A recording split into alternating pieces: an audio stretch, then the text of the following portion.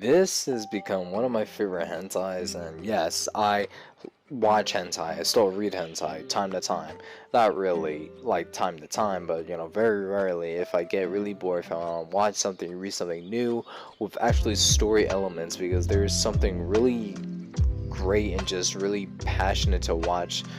Something like hentai that has story that goes along with fucking each other and everything. That's just my opinion. People think it's weird. I don't really think it is because I consume it just how it is in anime. But as a guy, you have to deal with constant erections, which is kind of annoying in my opinion.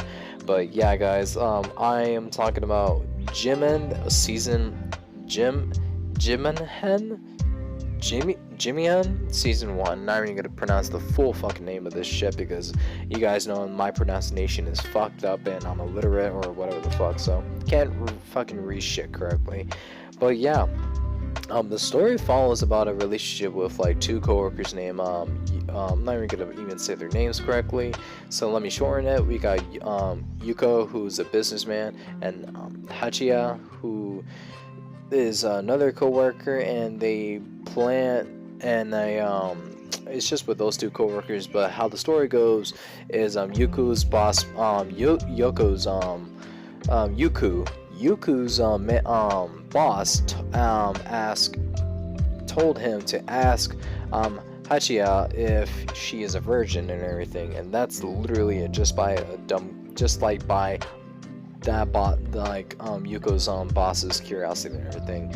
And he pushed him into like, hey, I know you ditched your work, you left to work, or you didn't go to work the other day, so if you do this and find out for me, I won't tell the superiors, yada yada. So he takes so Yoko asked Hachiya out. They went for like a dinner, drink, or whatever. They were talking, they were drinking, and then he reveals his full intentions of talking to Hachiya when she asked him, oh, like, why did you pick me, or why did you talk to me? We barely talked. Because Hachiya, how she presents herself as like, girl with the glasses, sweater, kind of clumsy a little bit, doesn't talk to nobody, all that good stuff. And then he reveals his true intentions, like their boss made Yuko ask her out to see if she's a virgin and everything. And then she ran off, and then Yoko chased after her and saying like, hey, like, I really want to get to know you more, like I'm like more interested now that I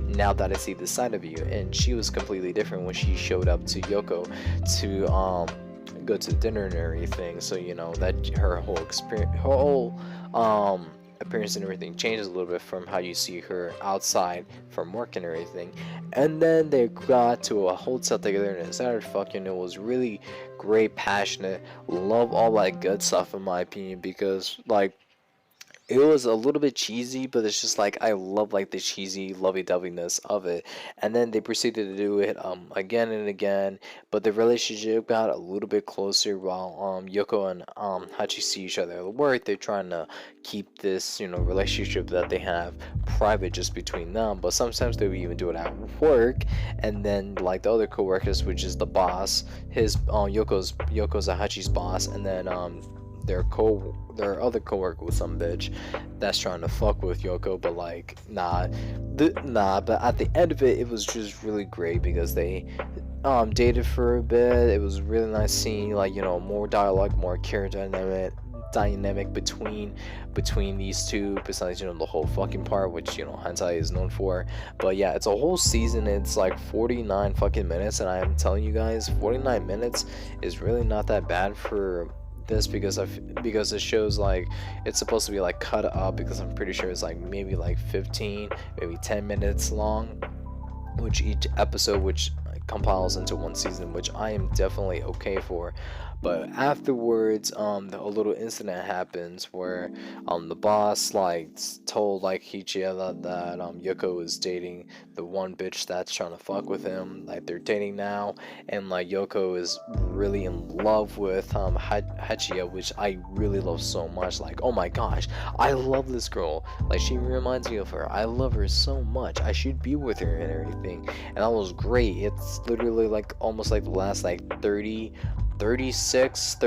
minutes where that conflict happens and everything, and like they broke up, which was really heartfelt. And I was like, what the fuck, dude? And then at the end of it, they make it up, and they're now just you know, living their best life together, and it's just really great, and I just love seeing that. This is just like Fuzzy Lips, because I love the dynamic and how the environment is. It's like, so what if you guys are working, like, you love each other, that's more important. It's that, like, you both share that love, and that love, you know, builds up, gets stronger. Yes, I know I'm talking cheesy, but I love it so much for that reason, and I really want to see a second season. Like, I really want to watch this. Like, I know this is weird for me to say, but I love this hentai. This is really good, like my favorite hentai, and I'm probably gonna make like a playlist of like narratively hentai that I'm just willing to sit down and watch instead of beat off to.